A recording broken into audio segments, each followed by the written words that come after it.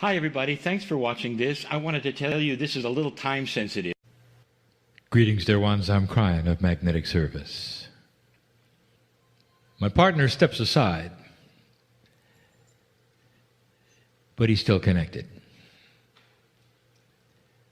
We have said it before, it is not a takeover. Channeling is not a takeover.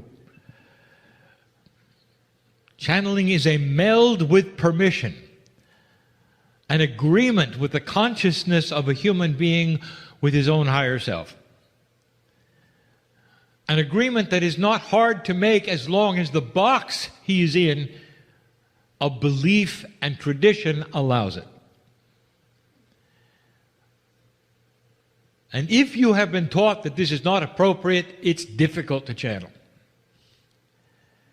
It requires that training and practice where it becomes comfortable. For my partner, it's more than comfortable. For he has admitted to wanting to just stay here and not come back. It's a beautiful place where the human being can sit and be for the few moments where the information is delivered. He becomes a translator. He takes my information and linearizes it, and he puts it in his own language. It's a process. The filters that the human being have, which are then developed by the box of his tradition and upbringing, have to be cleared. And then the message will become succinct, as complete as possible, and delivered in a way that makes sense. And that is why I'm giving him 2 times on this one. Dear ones, as you listen to these things this night, they may not all make sense. And so that is why we give the option to listen to them later, perhaps even for them to be transcribed, so that there would be a time when you could sit with them and ponder them, so that you could link them to some of the other bits of information and understand how they are connected. Right now, my partner is connected corporally with me.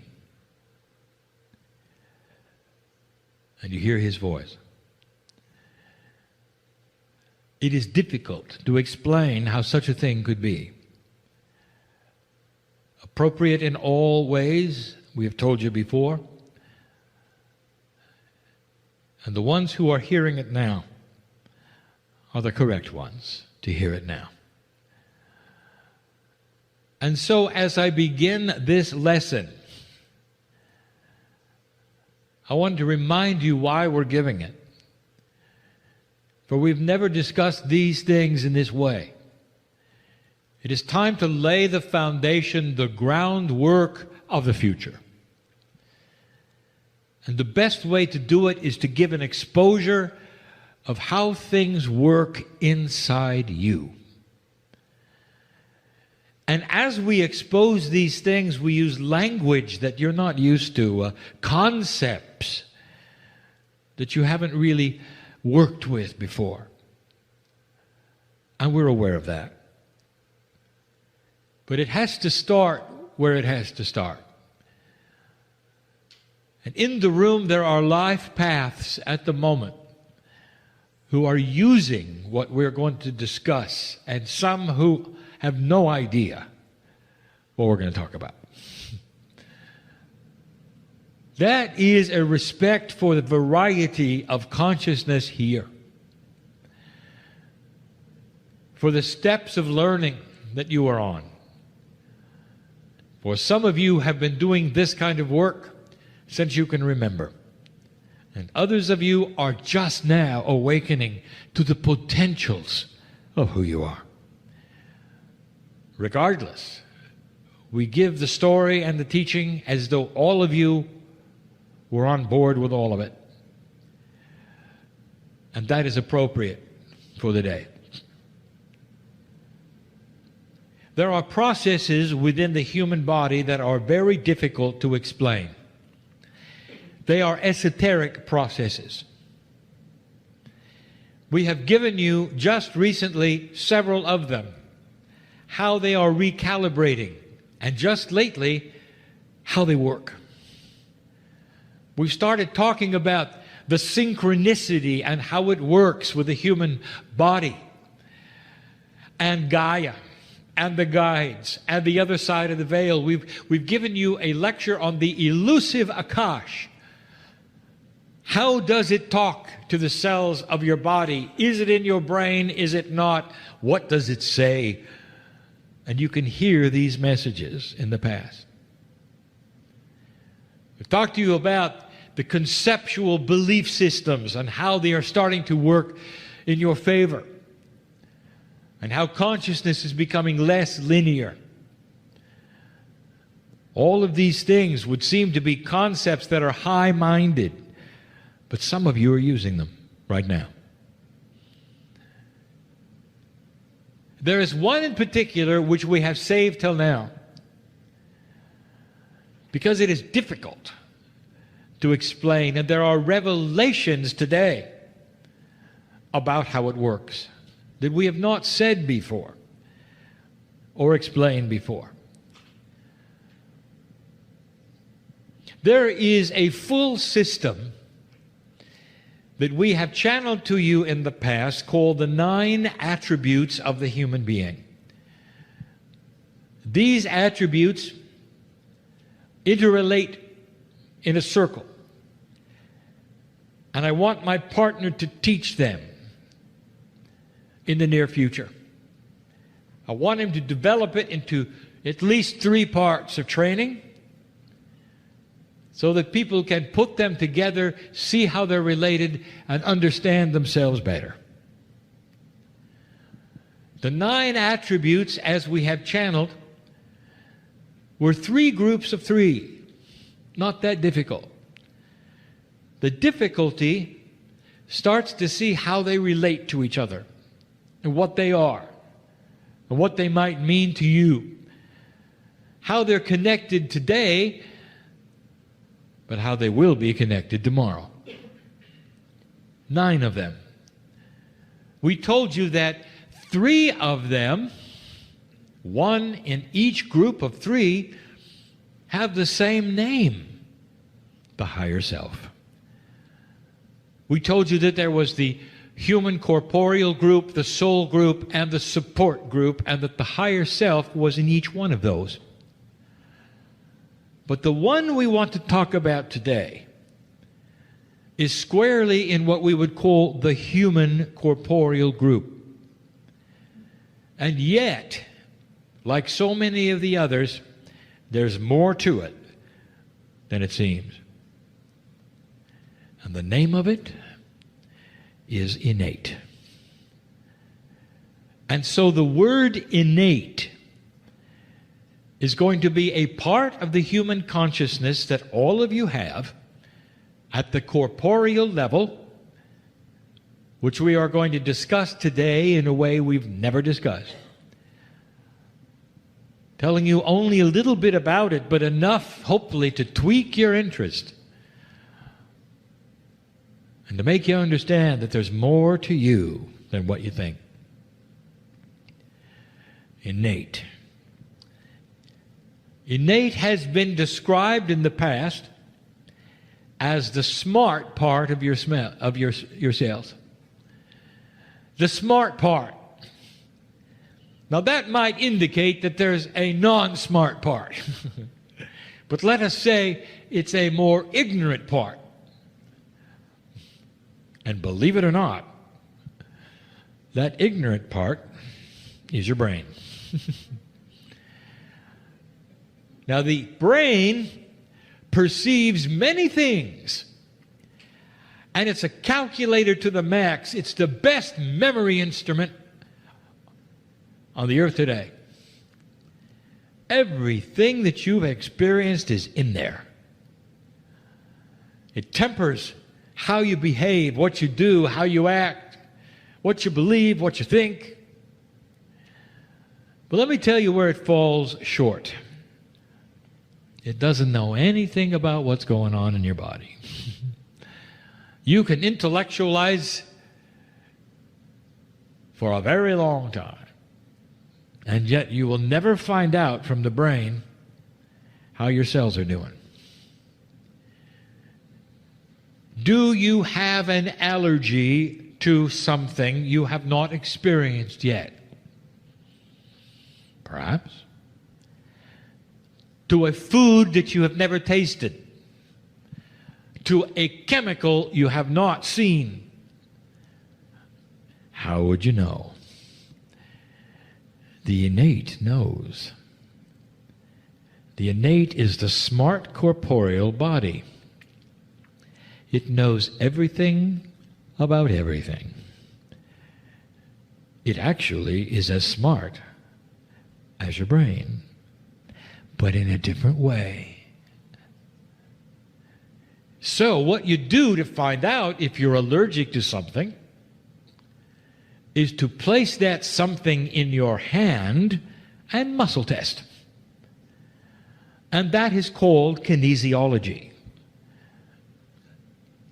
A big word for something very simple. And in the muscle testing, you are using the body's chemistry to give you a yes or no signal about something it knows and you do not. Muscle testing. So in the process of that procedure, do you understand you have acknowledged that there's a part of your body system that knows more than your brain? Oh, it knows a lot more than what you're allergic to, my friend. It is so tuned in to your DNA. It is part of your process. It is part of your evolvement. It's more than even that. Innate. Innate handshakes with your higher self at all the three levels we discussed, and that is difficult for us to describe. But if you put it in a circle chart, you'd draw the lines between them and you'd see what I mean. It's your smart body.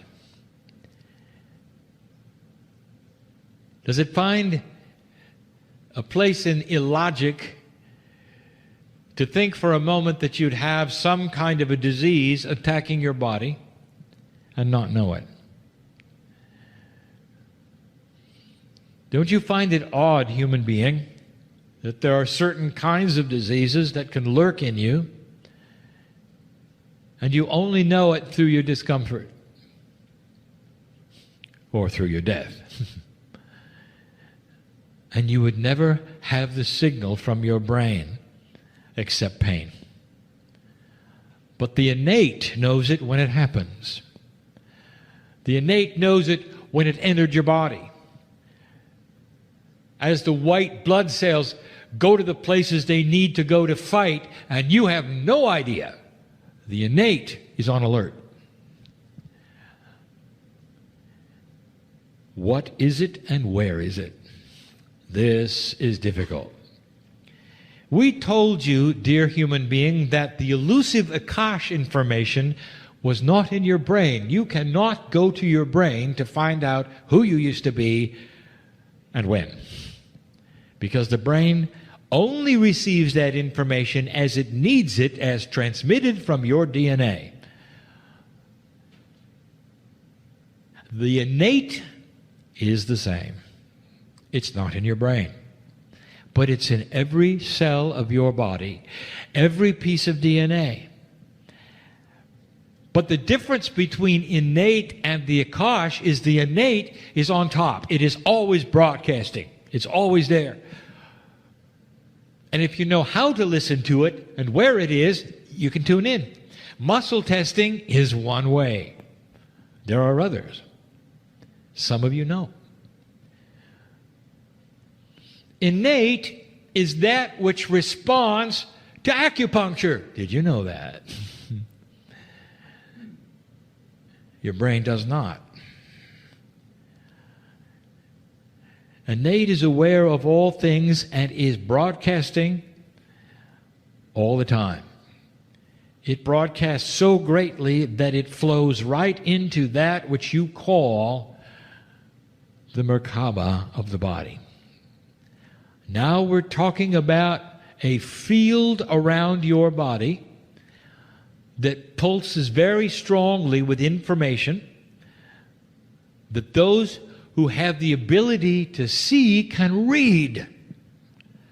Welcome to the medical intuitive, who can stand before you in various degrees of success and read your innate.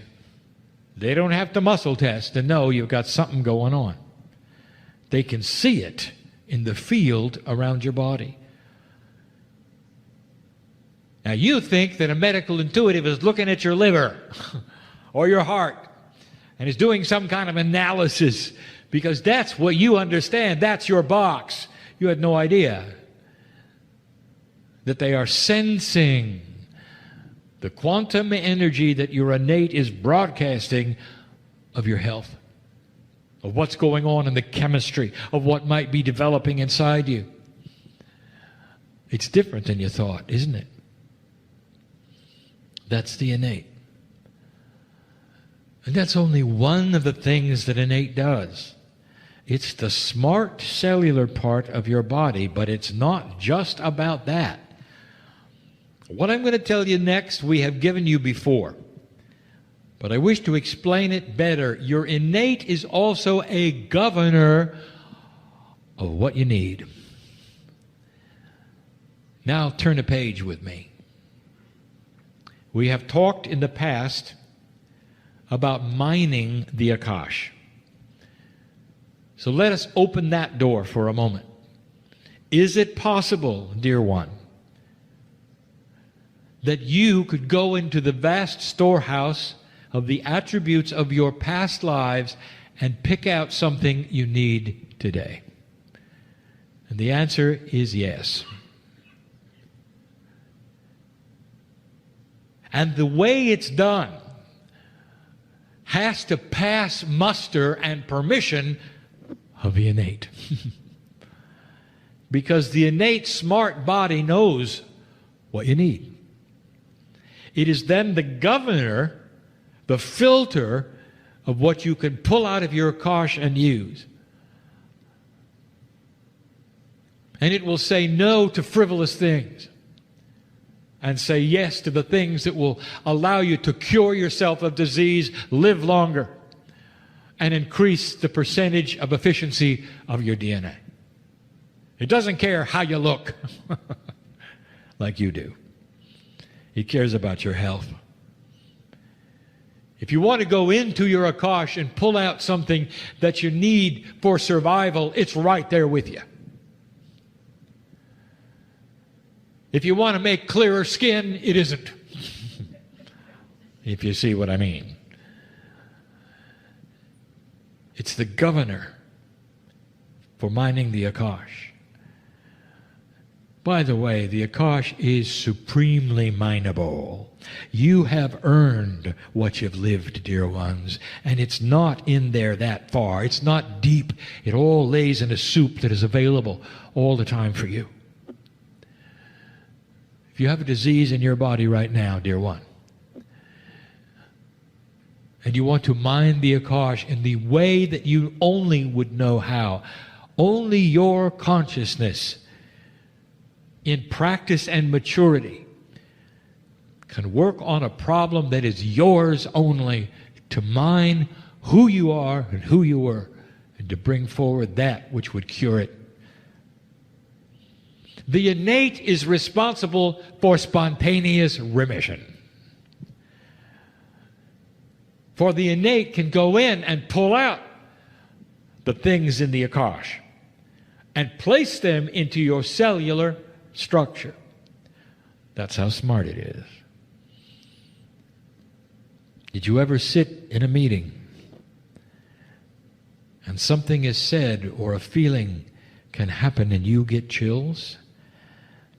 What are they? You would say they are chills of validation. guess where they came from. The innate. The innate is signaling you truth, not your brain. Dear ones, your brain will get in the way. It's the brain that has the box of belief. It's the brain that has who you are based on experience and memory. It is the innate that knows the truth. One of the attributes of the future human being, and we have given you this before, is to build a bridge between your human consciousness and your innate.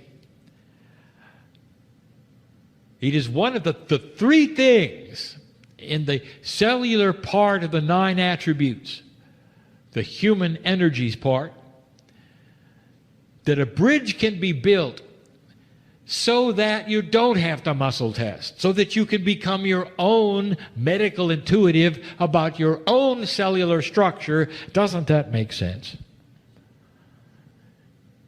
So when something invades your body that is not appropriate and proper, that your brain would never tell you and that your innate knows about, when the bridge is complete, your intuition will say, there's something different. And you may not know what it is, but you will go to somebody who can help you to know, and it'll be far earlier than waiting for your brain to give you pain, if you know what I mean. That's also innate. Innate does so many things for you. And some of you are starting to get another picture, and this is where I'm going. It's a concept we have not really broached before. We're going to call it something. Please do not misunderstand. You only have one word for this. The word is called brain. So we are going to give you another concept. The innate is your second brain. It doesn't function like your first one at all, but it is smart, and it is intelligent, and it knows what you need, and it's the governor to keep you from picking up the wrong thing, just like your brain is, in a different kind of way. Let me show you what I mean. Here is a puzzle, a conundrum of medicine. When an accident happens and it severs your spinal cord and leaves you with no feeling or operations from the waist down, there's some interesting things that continue to function. One of them is your heart. Another is digestion. There are others also that function. The organs of the body, many of them, continue to work even though you are told that your brain, your central nervous system, is the one that sends the signals to make them work. And suddenly, the conduit where the signals are sent is broken. So what keeps them going? When you have a heart that depends upon signals from the brain on a regular basis, and the brain is disconnected, and it's still going, how do you think that works? And now I'll tell you, because the innate takes over. It's always there. And the organs will function. Even reproduction happens. The heart keeps going. Digestion, it's a second heart. It's a second liver, you might say. Innate is a second brain. And these are the things that sometimes medicine has puzzled over, and I just gave you the answer. There is another intelligence in your body that is smarter about cellular things than your brain is. So now I want to wrap this all up. What are you supposed to do with this information? I want you to get in touch with innate. It's the heart connection, dear ones. The higher self and the innate and human consciousness are the three human energies that need to meld. Human consciousness, higher self, and innate. When DNA starts to work at a higher efficiency, there are bridges that start to be built between these things. You'll start to feel them when you recognize and sense truth. When you start to recognize discernment and cognize it for what it is. When you stop looking around you for answers, and they come from within. When you put down the nonsense of those who would tell you that you were born dirty, or that there are societies trying to control you, or that everywhere you look there's a conspiracy against you, and you start understanding the truth that you are a piece of God on this planet, and you're smarter than that. Because you can discern what is and what is not happening. The human being becomes smarter when the two brains come together. And you're able then to see your own health situation, to catch things before they get out of hand, to know what you need, to know how you need to eat based upon your akash, who you used to be, and what satisfies the cellular structure the best. Every single one of you has a different diet based upon what works for you. There is no such thing as an enlightened diet, except for you. We've told you these things before, but we never told you where it came from. The innate is smart. Now,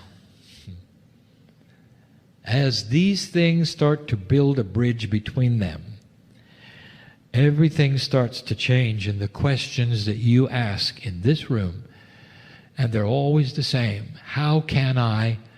Your name goes here. Every single one of you. Well, I like this, but how can I? Fill in the blank. I want to go here. I want to know this. How can I? Fill in the blank. And the day is coming when you never have to ask.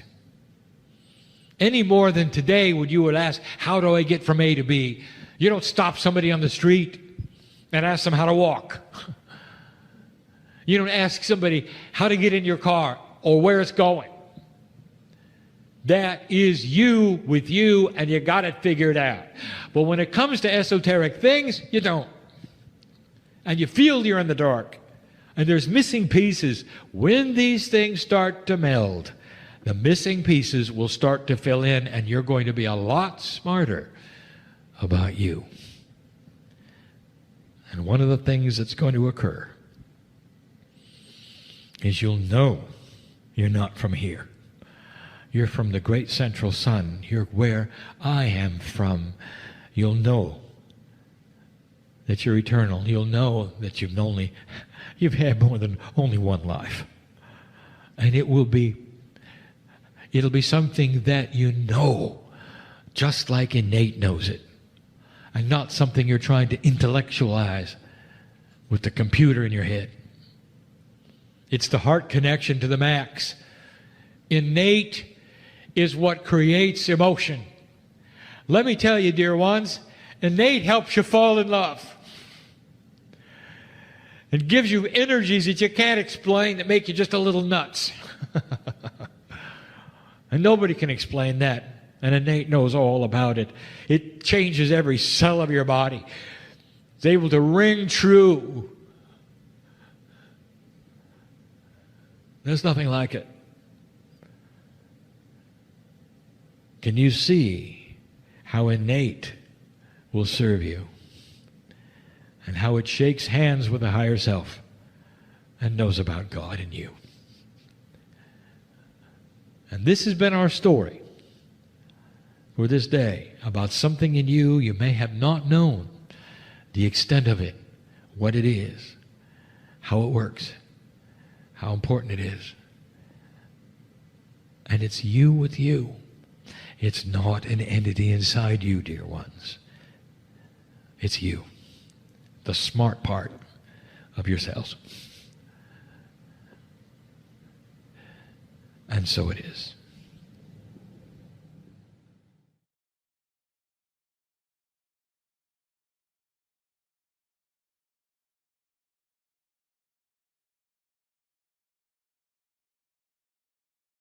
Hi, everybody. Thanks for watching this. I wanted to tell you this is a little time sensitive.